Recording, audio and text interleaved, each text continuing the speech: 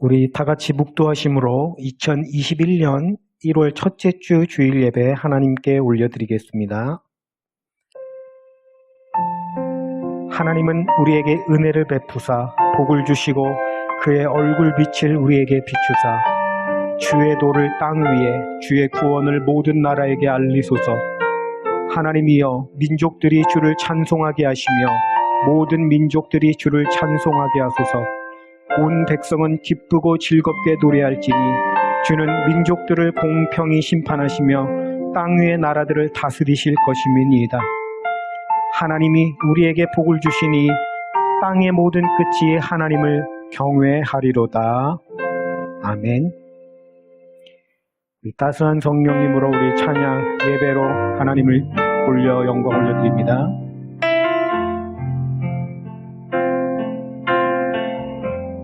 따스한 성령님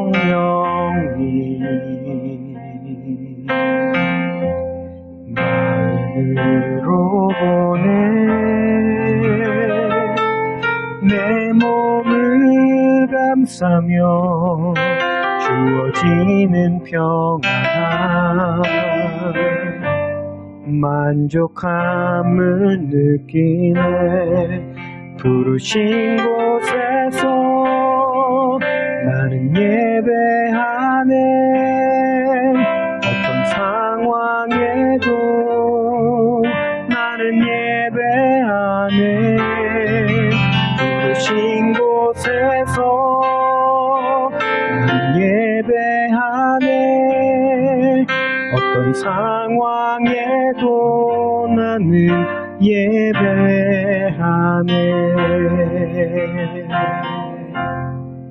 아멘. 우리 다 같이 사도신경으로 신앙 고백 하나님께 올려드리겠습니다. 나는 전능하신 아버지 하나님 천지의 창조주를 믿습니다. 나는 그의 유일하신 아들 우리 주 예수 그리스도를 믿습니다.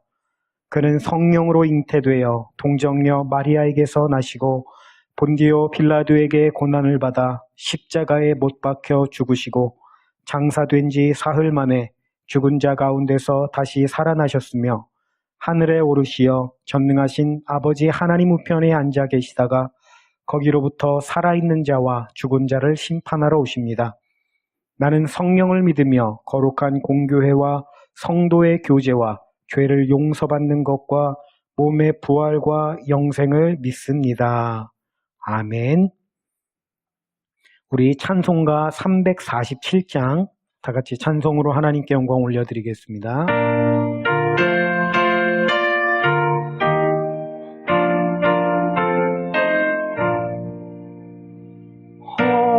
허락하신 새 땅에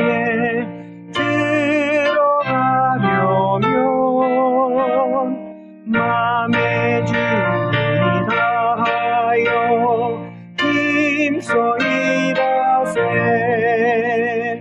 여호와 본받아 앞으로 가세. 우리 거할 처소는 주님 품일세. 시험할 난 당해도 낙심 말고서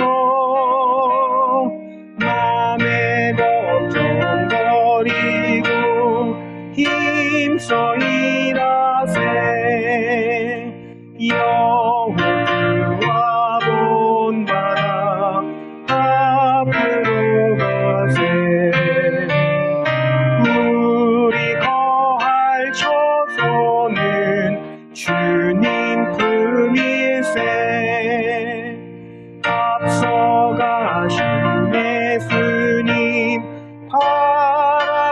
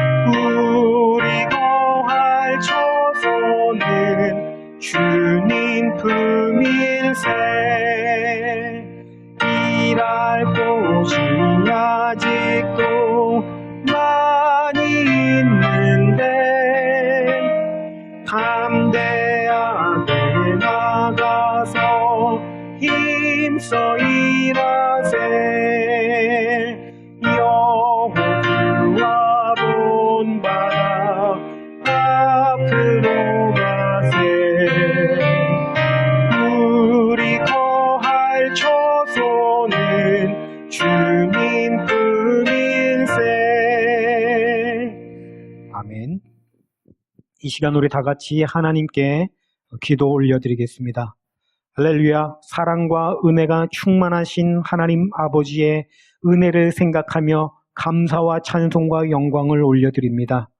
주님, 2011년 한 해가 주님의 은혜 가운데 새롭게 시작되게 하여 주시고 우리로 하여금 새해를 맞이할 수 있는 은혜를 더하여 주시니 감사와 영광을 주님께 올려드립니다.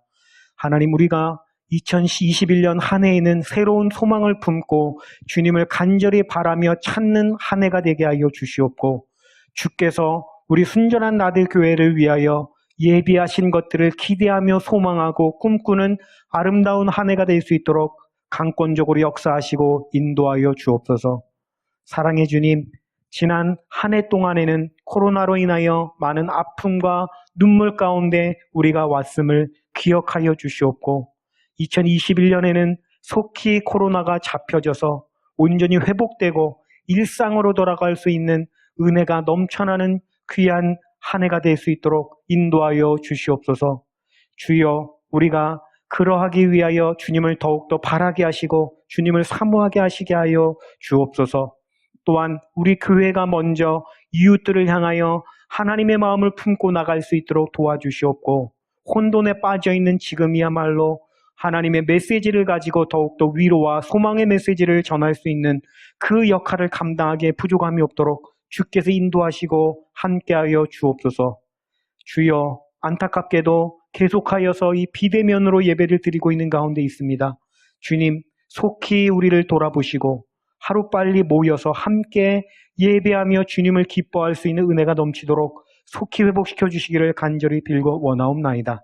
주여, 비록 우리가 비대면으로 예배를 올려드리지만 우리의 마음과 몸과 힘을 다하여 주님을 찬송하게 하시고 주님을 바라보는 그 기쁨이 차고 넘치는 예배가 될 수 있도록 인도하여 주시옵소서. 오늘 우리에게 주신 하나님의 일용할 양식인 이 말씀을 가지고 우리가 또 살아갈 수 있는 힘이 넘쳐나는 귀한 예배가 되게 하시고 주님의 능력이 넘치는 귀한 예배가 될 수 있도록 인도하여 주시옵소서. 주님, 우리가 이 시간을 주님께 온전히 거룩히 구별하여 올려드리오니 우리의 예배를 주님 기뻐 받아 주시옵고 하나님 홀로 영광 받아 주옵소서. 감사드리오며 이 모든 말씀을 살아계신 우리 주 예수 그리스도의 이름으로 간절히 기도 올려옵나이다. 아멘.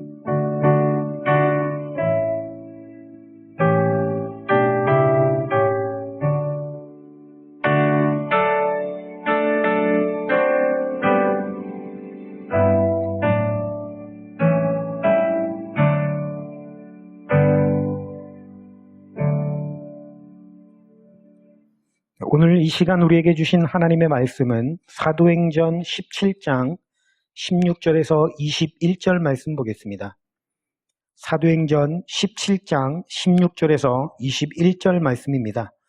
네, 제가 가지고 있는 성경으로 신약성경 217페이지에 있습니다. 사도행전 17장 16절에서 21절 말씀, 우리 다 같이 한 목소리로 합독하겠습니다.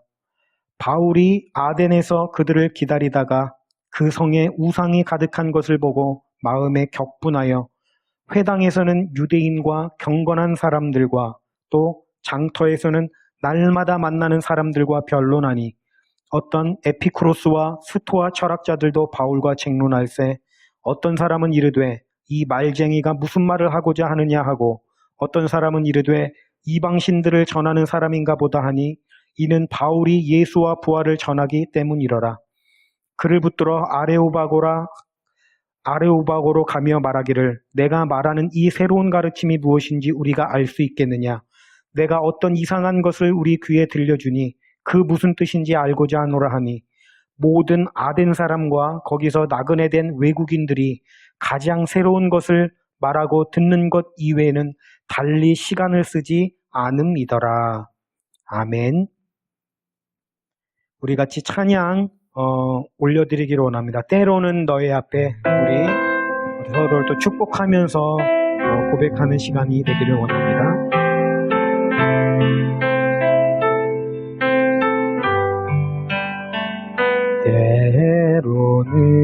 때로는 너의 앞에 어려움과 아픔이 있지만 담대하게 주를 바라보는 너의 영혼, 너의 영혼 우리 볼 때 얼마나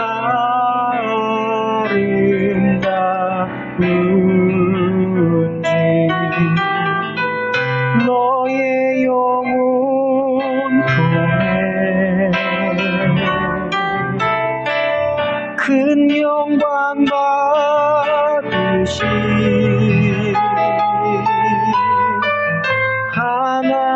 하나님을 찬양. 오 할렐루야.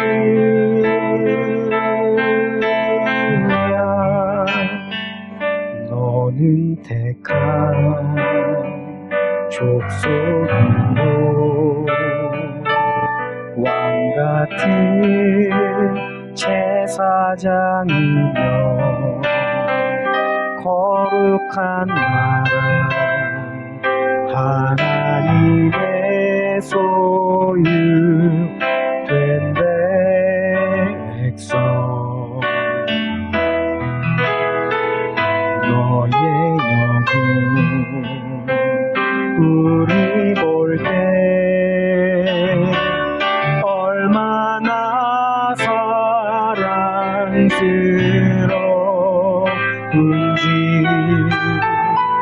너의 영혼 통해 큰 영광 받으시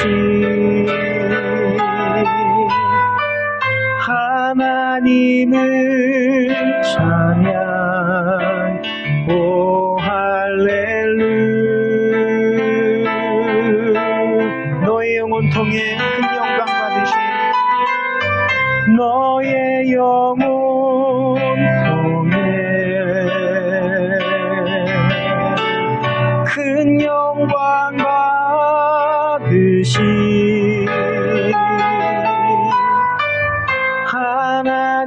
하나님을 찬양. 오 할렐루야.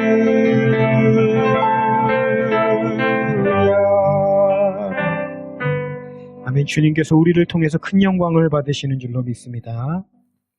아멘. 할렐루야. 새해 복 많이 받으세요. 네, 2021년 또 새해가 밝았습니다. 네, 우리가 지난 한 해는 참 힘듦과 어려움이 또 많이 있었는데 올해는 또 깨끗이 회복되어서 또 소망찬 한 해가 되시기를 주님의 이름으로 축원합니다. 이제 묵은 해가 지나가 버리고 또 새로운 해의 첫 주를 우리가 맞이하게 되었습니다. 새로운 것은 참 언제나 참 좋죠. 거기에는 또 무언가 모를 설레임이 또 있고 또 기대감이라는 게 있잖아요. 그게 바로 새 것이 우리에게 주는 가장 큰 매력이 아닐까 또 이렇게 생각을 해봅니다. 하지만 여기에는 아주 큰 함정이 있는데요.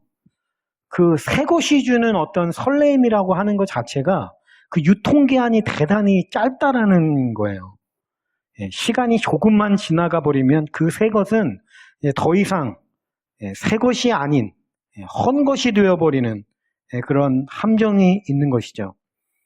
제가 이 국어사전에서 이 새라는 말을 검색을 해봤거든요. 우리가 뭐 새 것, 새롭다 뭐 이렇게 할 때 그 새라는 말을 검색해봤더니 그 뜻이 사용한 지 얼마 지나지 않은 뭐 이런 뜻이 나오더라고요. 그러니까 이 새라는 말의 그 유통기한이라는 것이 대단히 짧다라는 것을 우리가 잘 보여주고 있다라고 생각이 됩니다. 그래서 우리가 이 새로운 것을 대하게 될 때 느끼게 되는 설레임과 기분 좋은 그런 기대감은 찰나와 같이 금방 지나가서 사라져 버리거든요.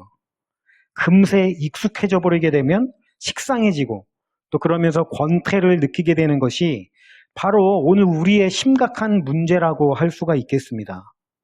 제가 어떤 책을 보니까 이 권태라고 하는 것이 이게 오직 인간만이 느끼는 것이다라는 그런 말이 있더라고요. 사실 보면은 그게 맞는 말인 것 같습니다.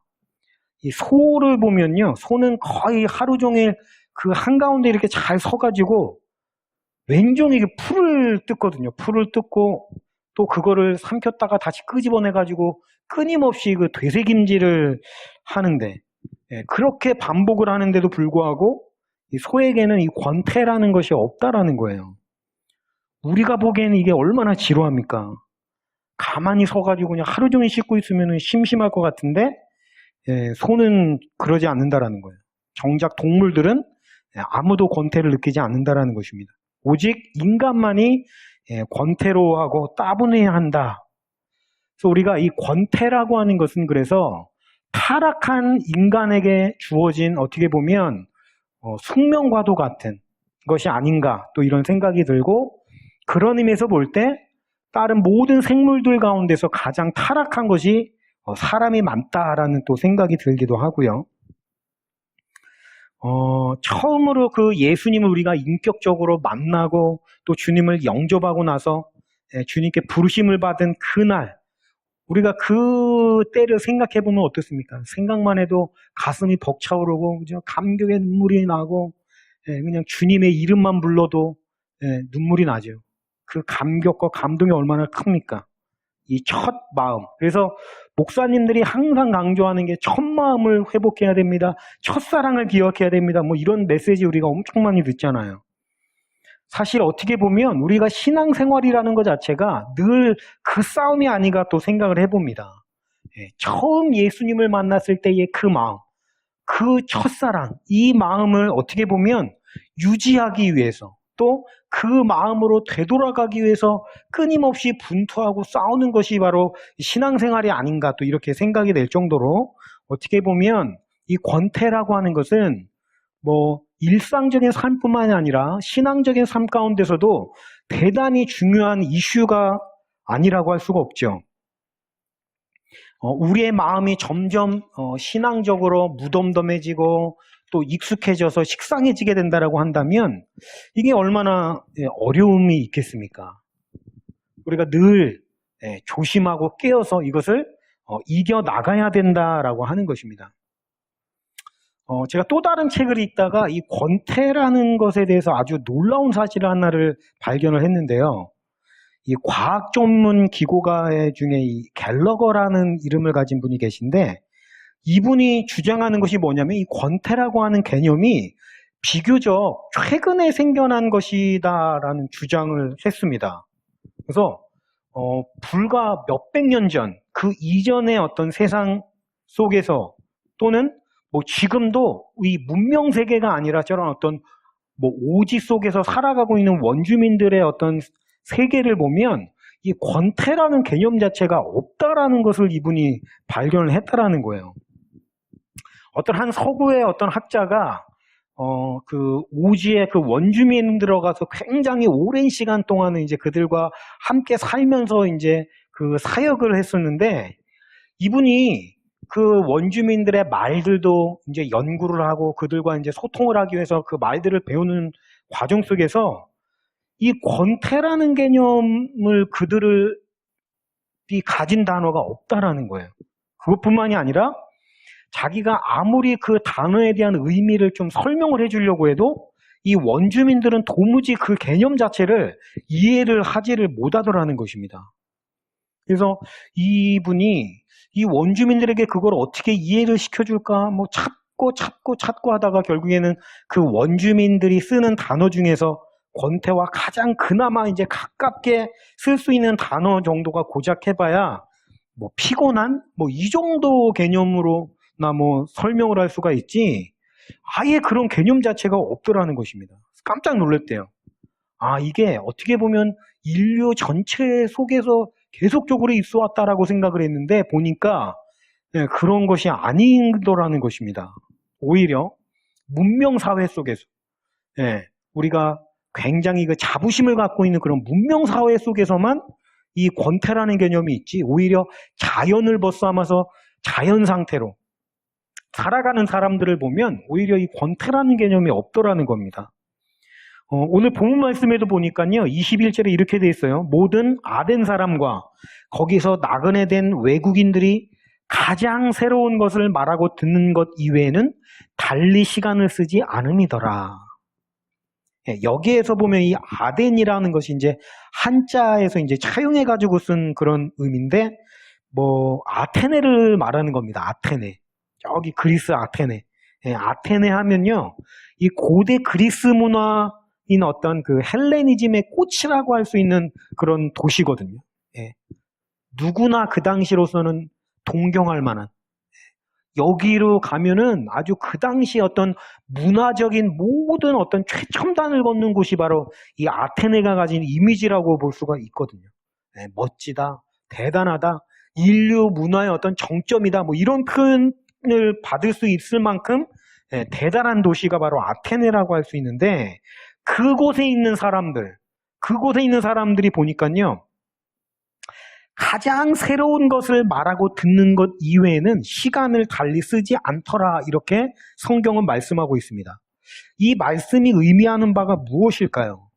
오늘 이 성경 말씀의 그 뉘앙스를 보면 이게 무언가 정상적이고 상식적이지 않다라는 느낌을 굉장히 강하게 받습니다. 새 것을 말하고 듣는 것, 오직 거기에만 모든 시간을 썼다. 예, 정작 그 사람들은 이 새로운 것에 대한 비정상적이고 아주 과한 집착을 가지고 있다, 이런 표현을 성경이 하고 있더라는 것입니다.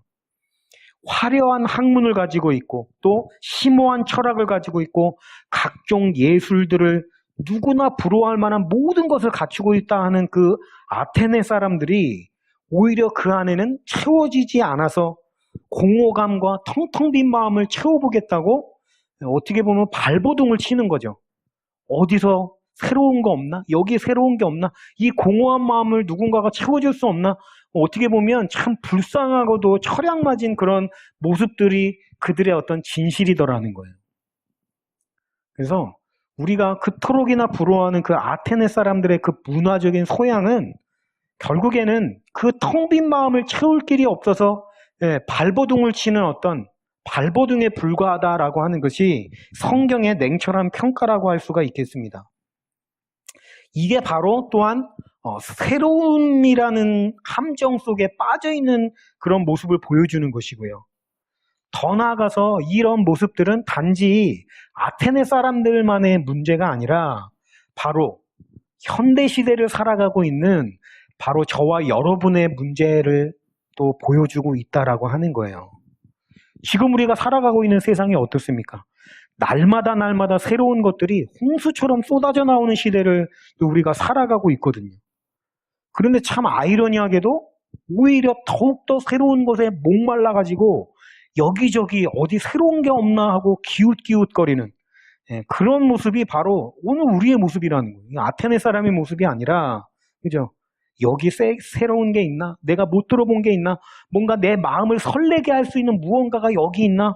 여기에 온통 신경을 집중하고 살아가는 것이 우리의 삶의 모습이 아닌가라고 하는 거예요. 이건 어떤 면에서 보면 일종의 중독이라고 할 수가 있죠.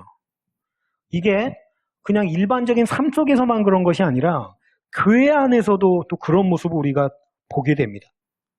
어디 좀 새로운 것이 없나?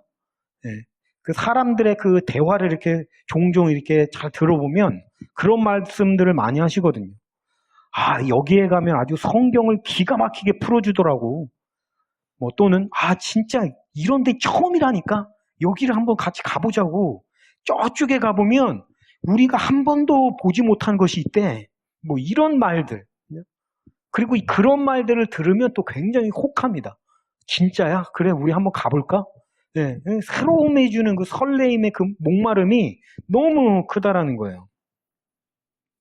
근데 한번 생각을 해보면은 우리가 지금 이단들이 굉장히 많이 활동하고 있는 시대 아닙니까? 이단들의 그 메시지들을 보면은 참 엉터리거든요. 그런데도 왜 이렇게 많이 배우신 분들, 똑똑하신 분들마저도 그 미혹과 유혹에 속아 넘어가지고 그렇게 어려움을 겪을까? 좀 이게 의문이 들 수가 있는데요. 왜 이렇게 이단이 득세를 하는가? 뻔히 알면서도 이질적인 메시지에 당하는가? 그 이유는 기존의 것과는 다른 새로운 것이라고 하는 것이 아주 큰 몫을 차지하는 것이거든요. 아, 이건 새로운데? 아주 새로워. 처음 듣는 거야. 뭔가 일종의 그 처음의 설레임, 기대감, 이거에 대한 중독 현상이라고 볼 수가 있는 거예요. 한마디로 새로움에 덫에 걸려서 옴짝달싹을 할 수가 없게 되는 거죠. 그래서 이런 것으로 인해서 우리 안에 어떤 일이 벌어지게 되냐면 밤낮 떠나자 이렇게 되더라는 것입니다. 뭐 예를 들어서 두 남녀가 사랑을 해서 결혼을 했습니다. 그죠? 가정을 이루어 가지고 결혼을 했어요. 근데 이 결혼을 하게 되면 어떻습니까? 처음 만났을 때의 그 설레임과 떨림은 그 오래 가지가 않잖아요. 그거는 일종의 어떤 호르몬의 장난이거든요. 감정을 그렇게 쏙 이렇게 빠져들어가게 하는 것이. 근데 그게 지나고 나면 금방 익숙해지게 되고, 익숙해지면 어때요? 뭔가 이제 그 서로 안의 신뢰와 배려와 이런 거를 통해서 관계와 사랑이 이제 점점 더 깊어지고 발전되어지는 것이 이제 하나님의 의도하신 바인데, 그거를 이렇게 못 참는 거죠. 아, 그리워. 처음 그 마음이 그리워. 처음 그 사랑이 그리워 하면서 어떻게 합니까? 내가 이 사람과는 그런 처음의 그 떨림을 회복할 수가 없어 하니까 어떻게 돼요, 이제? 다른 사람을 찾아 떠나는 거예요. 나에게 설레임을 줄 수 있는 누군가. 그래서 뭐 농담처럼 그런 말을 많이 하더라고요. 뭐 남자들이 좋아하는 건 뭐 한 번도 안 만나본 여자, 뭐 이런 얘기 하더라고요. 그게 뭐 비단 남자만 그렇겠습니까? 여자도 마찬가지죠. 그러니까 이 처음이라고 하는 것에 대한 중독 현상이 얼마나 가요? 결국에는 어떻게 돼요? 가정을 파탄내고 떠나자, 떠나자. 이게 왜 문제가 해결이 안 되는가 하면 그렇게 해서 떠나서 이제 또 새로운 뭔가 설레임을 주는 만남을 가졌다고 한번 보십시오. 그게 얼마나 가느냐는 거예요. 금방 또 유통기한이 지나버리면 익숙해져 가지고 식상해지고 그러면 또 그 설레임과 두근두근한 마음을 또 그리워한단 말이에요. 그러니까 해결이 되지 않는 악순환의 고리가 계속되는 거예요. 좀 있다가 또 떠나자, 또 떠나자, 또 떠나자. 이게 뭐 가정만 남녀 간의 관계에서만 이런 일이 벌어지겠습니까? 뭐 직장 생활을 하는데도 그런 일이 뭐 똑같이 벌어지겠죠. 좀 익숙해지면 떠나자. 아, 여기는 내 꿈을 펼칠 곳이 아니야. 떠나자. 이게 해결이 안 되는 거죠. 뭐 거기에만 그렇겠습니까? 교회에서도 그래요. 교회에도. 보면 습관적으로 교회를 여기저기 옮기시는 분들이 의외로 굉장히 많습니다. 굉장히 많아요. 그래서 여기저기 떠돌아다니시면서 뭡니까? 처음 해주는 그 설렘에 취해가지고 진드감치 그 안에서 쭉 깊게 파내려가는 것이 아니라 여기저기 떠돌아다니는 거예요. 이게 악순환이 계속되는 거죠. 이게 바로 덫이에요, 덫. 덫의 특징이 무엇입니까? 발버둥 치면 발버둥 칠수록 더 옥죄는 것이 바로 덫이거든요. 아, 이게 참 무서운 것입니다. 목사님, 새로운 것을 추구하는 것이 결혼 생활이나 직장 생활에서는 문제가 될 수 있다는 것은 알겠는데 그게 신앙 생활에서도 문제가 되는 건가요? 이렇게 질문하려고 하셨을 겁니다. 네, 제가 여러분의 마음을 잘 알거든요. 우리가 신앙 생활을 하는 데 있어서 새로운 것을 추구하는 것이 왜 문제가 될까? 우리가 여기를 한번 질문을 해볼 필요가 있죠. 새로운 거는 좋은 것 같은데 우리가 이렇게 생각할 수 있는데 이거는 진리의 특징이 어떤가에 대해서 우리가 한번 생각해 보는 것을 통해서 알 수가 있는데요. 진리의 특징이 뭔가 하면 진리는 전혀 새로운 것이 아니다라는 것입니다. 이게 문제죠. 진리라고 하는 것은 누구나 다 인식할 수 있을 만큼 역사 속에서 늘 보편적이고 익숙한 것이거든요. 그러다 보니까 식상하다라고 느낄 수 있고 당연하다라고 느껴질 수 있는 것이 바로 진리이기 때문에 그죠? 아까 우리가 얘기한 것처럼 새로운 것이 좋아. 나는 새로운 것을 통해서 뭔가 설레이고 떨리는 마음이 좋아라는 게 왜 문제가 되냐면 새로운 거 이거는 일단 진리가 아닐 가능성이 굉장히 크다라는 것입니다. 이 진리의 특성과는 반대잖아요. 진리는 우리가 예전부터 이미 알았던 겁니다. 알았어요.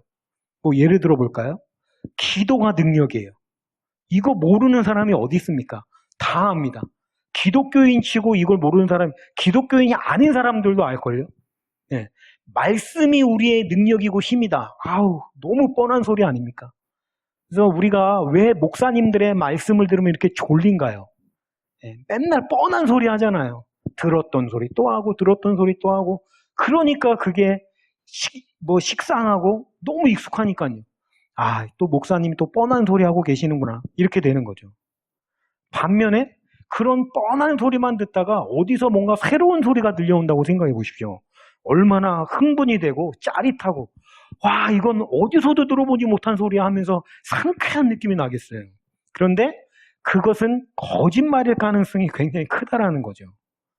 예, 진리와 새로운 것 사이에 이 어떤 상충하는 어떤 모습, 이게 문제가 될 수 있다는 것입니다. 그래서 우리가 이 새로움에 덫에 걸려서 날마다 새로운 것을 추구하다 보면 거짓의 함정에 걸릴 가능성이 굉장히 높고, 아까 말씀드린 바대로 이단의 덫, 그죠? 이런 미혹과 유혹에 어떤 처하게 될 가능성이 대단히 높다라고 하는 것입니다. 새로운 것이 매력적인 것은 분명합니다. 예, 저도 그걸 인정하고 우리 모두 그 사실을 알아요. 예, 솔깃합니다, 귀가. 예, 번쩍 트이는 것 같고. 예, 그건 분명히 맞습니다. 그런데 새로운 것이 좋은 것은 아니다라는 거예요. 오히려 그것이 우리를 망칠 수 있고 걷잡을 수 없는 이상한 곳으로 우리를 데리고 갈 수 있다라는 것입니다. 제가 예전에 또 사역을 할 때에 정말 많은 분들을 많이 만났는데요. 그 중에서도 이런 새로움의 함정, 이 덫에 걸려가지고 여기저기 기웃기웃하시는 그런 식으로 신앙생활 하시는 분들이 많이 봤거든요. 참 가슴이 아픕니다. 익숙한 진리를 참지를 못하는 거예요. 식상한 거를 참지 못하는 거예요. 우리가 절대 잊지 말아야 할 것은, 저와 여러분에게 필요한 것은 새로운 것이 아니라 이미 익숙하고 너무 잘 알고 있어서 식상하게 느껴지는 그것이 우리를 살려주는 진리라고 하는 사실입니다. 그 식상한 진리가 나를 살리는 것이라는 거죠. 우리가 어떻게 보면 새로움이 주는 그 함정에 빠져서 독이 우리에게 퍼질 수 있다는 사실을 꼭 기억해야 합니다. C.S. 루이스는 자신의 책 순전한 기독교에서 이렇게 말합니다. 참으로 위대한 도덕 선생들은 새로운 도덕을 소개한 적이 없습니다. 가짜와 괴짜들이나 새로운 것을 소개하는 법입니다. 존슨 박사의 말처럼 사람은 가르쳐야 할 때보다 기억시켜야 할 때가 더 많습니다. 모든 도덕 선생들의 진정한 의무는 우리가 자꾸 외면하고 싶어하는 단순한 옛 원칙들을 몇 번이고 다시 일깨우는 것입니다. 아이가 공부하기 싫어하는 부분을 다시 보게 하고 또 보게 하듯이 말입니다. 아, 이 말이 얼마나 와닿는지 몰라요. 맨날 듣는 소리, 그래서 듣기 싫어하는 그 소리, 그게 어떻게 보면 우리를 살리는 소리인데, 그런 의미에서 보면 우리 목사님들의 능력은 이미 너무 뻔하고 누구나 다 아는 그것을 어떻게 하면 맛있게 이걸 전할 수 있을까? 이게 어떻게 보면 목회자들이 연구해야 되고 또 고민해야 될 부분이라고 할 수가 있겠죠. 반면에 우리 성도님들은 어떻습니까? 새로운 메시지를 찾는 태도가 아니라 이미 알고 있는 그것이 나를 살린다는 사실을 기억하고 늘 거기에 또 매진하는 삶을 살아가는 태도가 필요하다라고 할 수가 있겠죠. 사랑하는 성도 여러분, 새로운 것이 우리를 살려주는 것이 결코 아닙니다. 새로운 것은 우리의 마음을 새로운 것으로 우리의 마음을 채우려고 해서는 안 됩니다. 새 거 이렇게 추구하는 방향은 잘못되어 있다는 거예요. 성경이 우리에게 가르쳐주고 있는 바가 무엇인지 우리가 한번 보겠습니다. 로마서 12장 2절에 보니까 너희는 이 세대를 본받지 말고 오직 마음을 새롭게 함으로 변화를 받아 하나님의 선하시고 기뻐하시고 온전하신 뜻이 무엇이지 분별하도록 하라. 무엇입니까? 성경의 권면은 마음을 새롭게 하라는 것입니다. 환경을 새롭게 바꾸는 게 아니라 네 마음을 새롭게 만드는 것이 그게 능력이다라고 말씀하고 있어요. 에베소서 4장 3절에도 보니까 똑같은 말씀입니다. 오직 너희의 심령이 새롭게 되어. 에스겔서 18장 31절도 똑같습니다. 너희는 너희가 범한 모든 죄악을 버리고 마음과 영을 새롭게 할지어다. 여러분, 우리가 환경을 새롭게 바꾸고 새로운 메시지를 찾음으로 그 마음을 채우려고 하는 것이 아니라 그거는 100% 실패하게 돼 있어요. 이유는 제가 아까 설명했잖아요. 그게 금방 헌개된다고요. 그러니까 자꾸만 식상해지는 내 마음이 이게 지금 망가진 거거든요. 그런데 그거를 직시하지 않고 자꾸 껍데기를 바꾸는 것으로는 해결이 안 된단 말입니다. 우리가 주목해야 할 것은 그런 껍데기가 아니라 내 안의 속사람, 문제의 중심을 꿰뚫어 봐야 된다는 것입니다. 우리의 문제는 뭡니까? 껍데기가 새로운 것이 아니라 마음과 영을 새롭게 하는 능력을 우리가 얻어야 된다라는 거예요. 이게 성경의 가르침입니다. 이미 많이 들어서 식상하고 익숙한 그 진리의 메시지를 늘 새로운 마음과 새로운 영을 가지고 대할 수 있는 거, 이게 바로 영적인 능력 중에 능력이다라고 하는 것입니다. 제가 오늘 설교 제목을 진정한 능력이라고 정했거든요. 진정한 능력이라는 게 무엇인가? 늘 새로운 마음을 가지고 대할 수 있는 태도야말로 진정한 능력이라는 것입니다. 이것은 환경, 껍데기를 바꾼다고 해서 얻어질 수 있는 능력이 결코 아닙니다. 어디에 있든지 누구와 살 때 마찬가지. 이게 꼭 영적으로만 뿐만이 아니라 일상적인 삶 속에서도 이거는 그대로 적용이 되거든요. 내가 아내와 결혼을 해서 결혼 생활을 합니다. 10년을 살고 20년 살고 30년을 사는데 똑같은 사람과 사는데도 불구하고 마음에 늘 처음 대하는 것 같은 새로운 마음을 가지고 기대하고 소망하고 꿈꾸는 모습으로 내가 대한다면 이거야말로 그냥 능력 중에 능력이다라는 거예요. 사람을 바꿔치기 해가지고 그 능력을 얻으려고 하는 것이 아니라 똑같은 사람과 살면서 그 능력을 갖기 위해서 우리가 발버둥을 쳐야 된다라는 거죠. 우리가 이런 영적인 능력을 하나님 앞에 간절히 구했으면 좋겠습니다. 사랑하는 성도 여러분, 환경을 바꾸는 것으로는 답이 안 나옵니다. 금방 또 식상해집니다. 여러분의 마음, 저의 마음, 이 마음이 타락해가지고 악해져서 자꾸만 식상해지고 자꾸만 무덤덤해지고 무감각해지는 거, 이게 지금 문제거든요. 문제의 본질을 우리가 직시를 해가지고 이걸 가지고 성령님 앞에, 하나님 앞에 가지고 나가서 이거를 해결함을 받아야 된다라고 하는 거예요. 사실 이런 능력은 우리의 힘으로는 가질 수가 없는 것이거든요. 오로지 성령의 능력을 통해서만 우리가 가질 수가 있는 것인데, 근데 우리가 이러한 능력을 갖추기 위해서는 성령께서 일하시는 방식을 잘 이해해야 할 필요가 있습니다. 성령은 우리가 바랄 때에 그러한 힘과 능력을 부어주시는 분이시거든요. 내가 그걸 바라지 않는데 굳이 성령님이 오셔가지고 너는 이걸 바래야 돼 하면서 자꾸 어거지로 나를 끌고 가시면서 그런 식으로 일하시는 분이 아니거든요. 우리가 성령님을 움직이게 만들려면 먼저 내 마음으로 그것을 간절히 바라고 찾아야만 합니다. 이 성령님이 일하시는 방식이에요. 그래서 예수님께서 우리에게 주신 말씀이 뭐냐면 찾으라, 구하라, 두드리라 이렇게 말씀합니다. 찾을 때 찾게 하시는 분은 성령님이에요. 구할 때 얻게 하시는 분도 성령님이고 두드릴 때 열어주시는 것도 성령님입니다. 그러나 찾는 거, 구하는 거, 두드리는 거, 이거는 성령님이 대신해 줄 수가 없는 겁니다. 그거는 오로지 우리가 해야 돼요.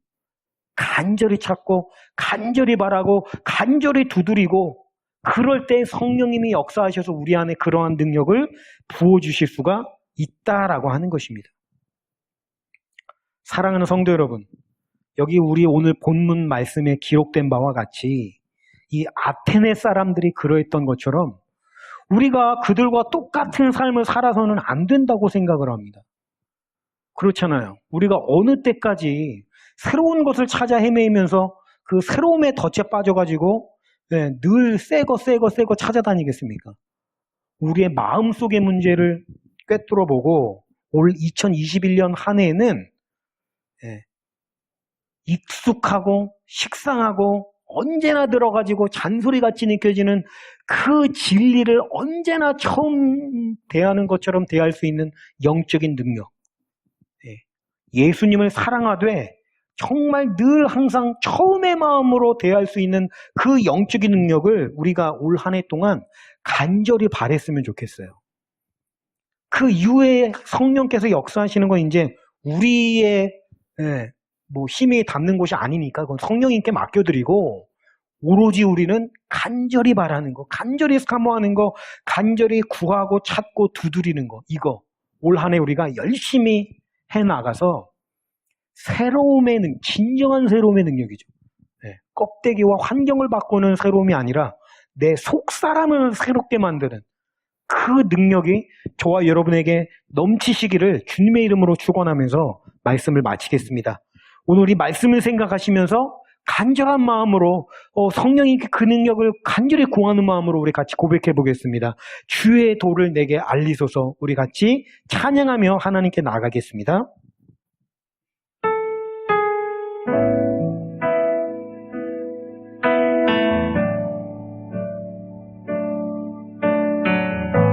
주의 도를 내게 알리소서. 진리의 길로 행하리.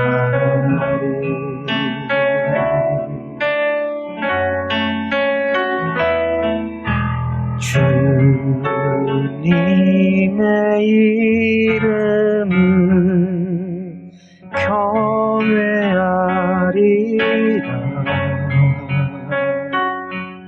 내 마음 다하여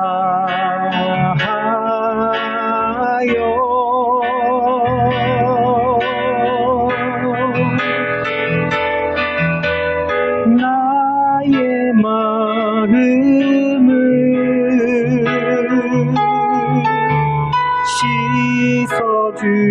씻어주시고 내 발걸음 주의 길로 인도하소서.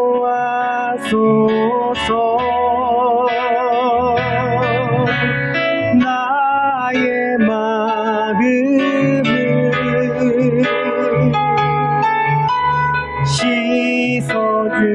씻어주시고 내 발걸음 주의 길로 인도하소서.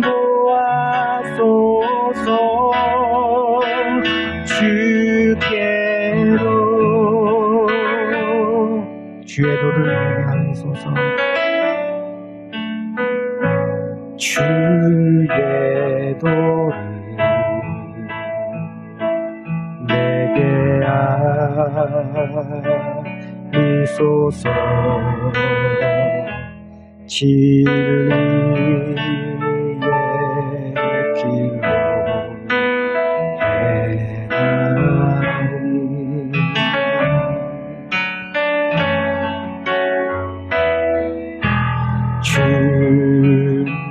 주님의 이름을 경외하리라.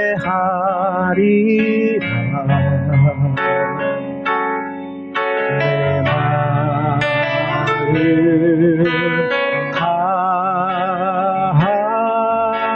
다하여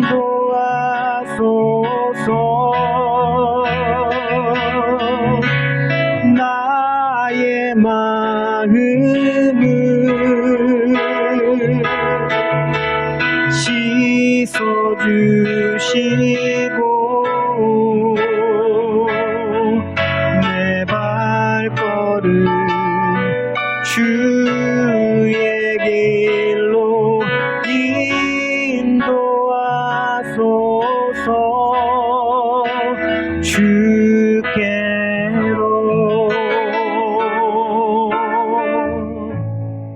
아멘. 주님께서 우리에게 밝히 알게 하여 주실 줄로 믿습니다. 아멘. 교회 소식을 알려드리겠습니다. 2021년이 또 이렇게 또 새롭게 밝았는데, 또 오늘 또 정부 발표에 따르면 또 12일까지 또 5인 미만, 5인 이상 이렇게 모임 금지가 또 연장이 됐다고 또 합니다. 그래서 또 예배가 또 어떻게 계속 돼야 되는지 또 우리 또 전도사님과 함께 또 기도를 또 해보면서 또 이제 각 지침을 저희가 이제 나오는 대로 또 전해드리도록 하겠습니다. 그래서 속히 예배가 정상화될 수 있도록 위해서 기도해 주시고, 또 이번 조치들을 통해서 속히 좀 이 코로나의 확진세가 좀 잡혀질 수 있도록 위해서 기도를 해주시고요. 또 자꾸 일부 교회들 때문에 자꾸 또 이렇게 타겟이 자꾸 좀 이렇게 교회를 향해서 좀 오고 있는 것 같습니다. 그래서 안타까운 상황인데, 각 교회가 또 이기적인 마음으로 또 자기들의 어떤 모습을 자꾸 해서 또 이렇게 피해가 가지 않을 수 있도록 위해서 기도해 주시면 감사를 드리겠습니다. 또 새롭게 또 우리가 한 해가 시작되었으니까 또 신년 기도의 제목들을 또 모아서 저희가 같이 또 중보하면서 기도하려고 합니다. 그래서 큰 기도의 제목들을 한 몇 가지를 또 적어서 또 뭐 카톡이나 또 이렇게 연락을 주시면 저희가 그것을 모아서 또 이렇게 따로 또 드려서 같이 함께 나눠서 중보하면서 나갈 수 있도록 할 수 있게 해주시면은 또 감사를 드리겠습니다. 네, 교회 소식을 마치고 잠시 또 하나님께 예물 헌금기도 올려드리겠습니다. 사랑해 주님 감사를 드립니다. 또 오늘도 우리가 온라인 가운데에 비대면으로 모여서 예배를 각자의 처소에서 드리오며 또 각자 위치에서 하나님 앞에 감사한 마음으로 예물 올려드리는 손길들이 있습니다. 이 예물을 주님 기뻐 받아주시고 그들의 손길들 위에 복의 복을 더하여 주시어서 이 어지러운 세상 가운데에서 건강 하나님께서 책임져 주시고 붙들어 주시며 또 물질의 복을 더하여 주시어서 필요한 데 모든 물질들이 넘치는 귀한 가정되게 인도하여 주옵소서. 이 예물이 쓰여지는 곳에는 하나님의 나라가 전파되고 주님의 복음이 증가되는 데에 사용되는 예물 되게 하시고 오병이어의 축복이 넘쳐남으로 말미암아 아버지 주님의 교회를 이끌어가는 데에 부족함이 없도록 차고 넘치도록 복을 내려 주옵소서. 감사드리며 이 모든 말씀을 살아계신 우리 주 예수님의 이름으로 간절히 기도 올려옵나이다. 아멘.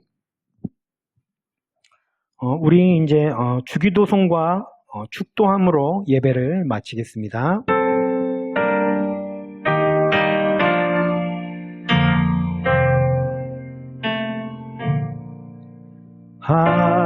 하늘에 계신 아버지 이름 거룩하사 주님 나라 임하시고 뜻이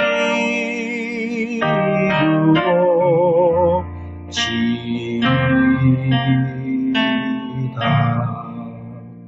일용할 양식 주시고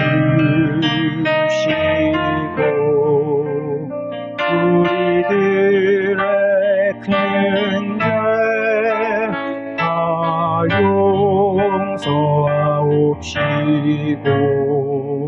또 시험에 들게 마시고 악에서 구원하소서. 내게 주의 나라 주의 권세 주의 영광 영원히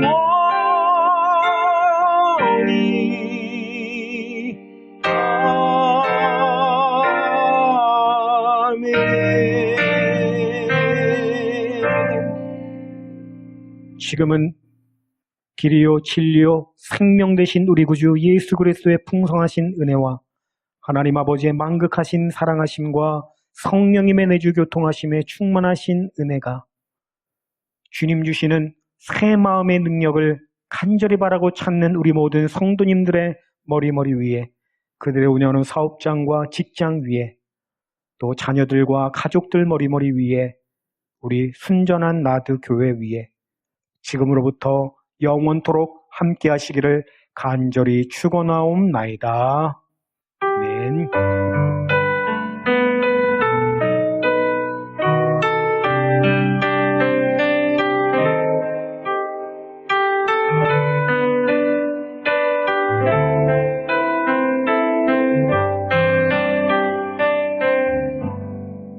할렐루야. 주님께 감사와 영광의 박수 올려드리겠습니다. 2021년 1월 첫째 주 주일 예배를 마치겠습니다. 수고하셨습니다.